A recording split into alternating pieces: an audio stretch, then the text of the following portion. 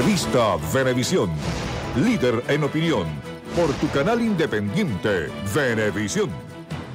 Listos amigos, en entrevista Venevisión, hoy con la visita de Eduardo Fernández, presidente del IFEDEC. Como siempre, nuestros teléfonos el 793-1634, el 793-1845, para que ustedes hagan directamente sus planteamientos. Bienvenido a Venevisión, como siempre. Muchísimas gracias, Eduardo. Muy complacido de estar aquí, sobre todo en estos días que acaba de pasar una elección tan importante como la del domingo 7 de octubre. ¿Qué pasó? ¿Qué lectura ha hecho usted? Bueno, mira, ocurrió que desde hace 14 años estamos tratando de construir una alternativa democrática frente al actual gobierno y hay una especie de congelamiento.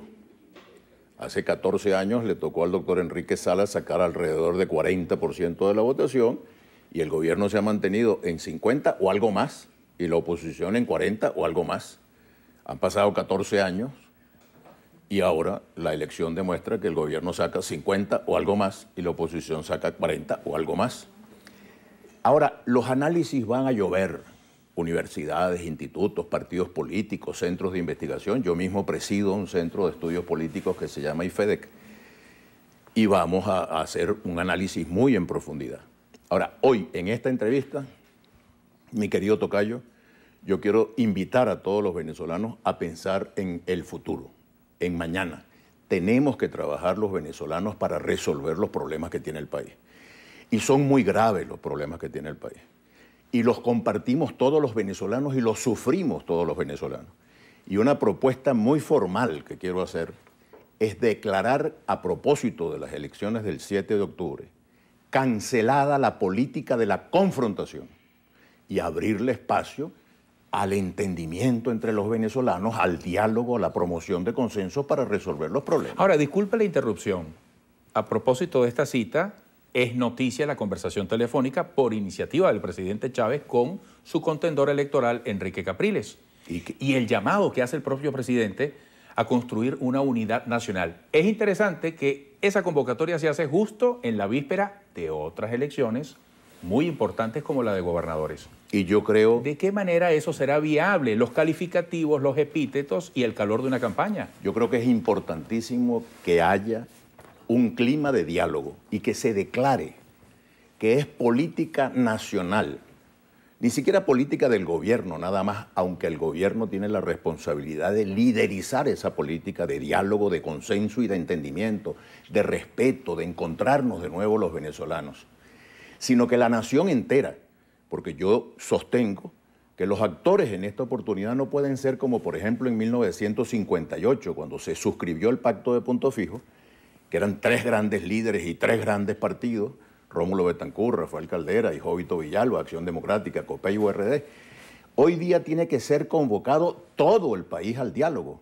Los gobernadores de estado, los alcaldes, los factores de la producción, empresarios, productores, los trabajadores, las organizaciones de base, las organizaciones comunales, la Iglesia Católica, las otras iglesias que actúan en la vida nacional, los partidos políticos. Tiene que haber una convocatoria muy amplia a un diálogo que permita resolver los problemas del país. Y permíteme, Eduardo, que vaya a un ejemplo bien concreto y bien específico. Qué grave es el problema de la inseguridad que ya existe en Venezuela. Nos afecta a todos los venezolanos. Justo antes de empezar el programa te estaba contando que hace un par de noches, el lunes 8 en la noche, acababa de pasar la elección del domingo, mi esposa María Isabel me pidió, vaya a comprar pan, como a tantos maridos en Venezuela que los mandan a comprar pan. Y fui a una panadería muy buena, la panadería Majestic, que queda frente al Colegio San Ignacio en Chacao, que tiene fama de ser el municipio más seguro de Venezuela. Cuando voy con mi bolsa de pan para cumplir el encargo de mi esposa y llevar el pan para la casa, voy a abrir la puerta del carro, se para un carro a toda velocidad, tripulado por 3 personas, se baja uno con una pistola en la mano y me amenaza con dispararme y me dice una cosa que me ofendió mucho, por cierto: tranquilo, viejo. Le dije, quítamelo de viejo, tranquilo, viejo. Y entonces me arrebata el reloj, me quita la cartera, me quita la llave del carro, se roba, se llevan el carro. Felizmente, en medio de la circunstancia, uno que estaba en el carro dijo, mira, ese es Eduardo Fernández, mejor nos vamos. Bueno, a lo mejor supusieron que yo tenía escolta o que tenía algo parecido. Pero lo cierto es que esa sensación de impotencia, de inseguridad, de que el crimen, de que la delincuencia, y me da lástima incluso esos muchachos. Yo veía a esos muchachos y decía, pero bueno, ¿cómo es esto? Pero además me preocupo por mis hijos. María Isabel y yo tenemos 5 hijos varones. Felizmente los 5 viven aquí. Nos han dado, por cierto, 4 nietecitos encantadores. Pero, oye, yo tengo que pensar en qué país van a vivir mis hijos. Un problema que no discrimina, incluye a todos. Le tocó a usted vivir una circunstancia y una angustia que me empareja además con todos los venezolanos, porque ¿cuántos venezolanos no han pasado por una experiencia parecida a esta y peor?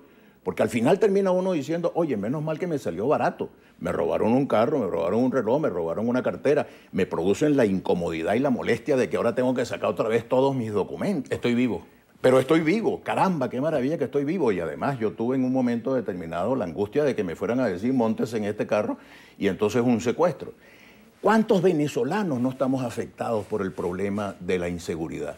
Entonces, ya basta de peleaderas y de confrontación. Hemos perdido 14 años en una peleadera infecunda.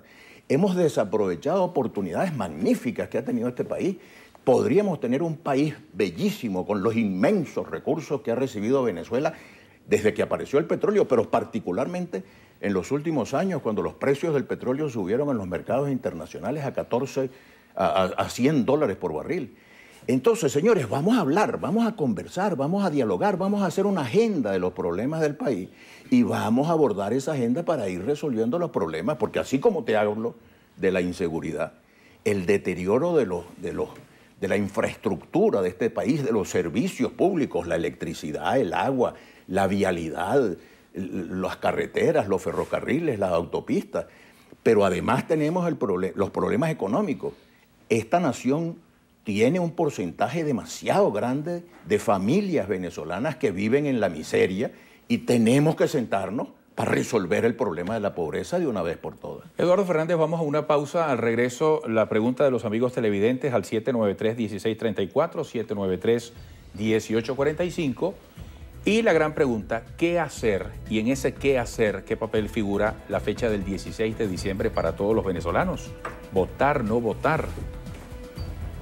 Y voy a dejar esta papa caliente en el aire. Usted, con toda su experiencia como político, si estuviera en el lugar de Enrique Capriles Radonsky, ¿asistiría o no como candidato a esas elecciones para aspirar a la gobernación de Miranda? Regresaremos.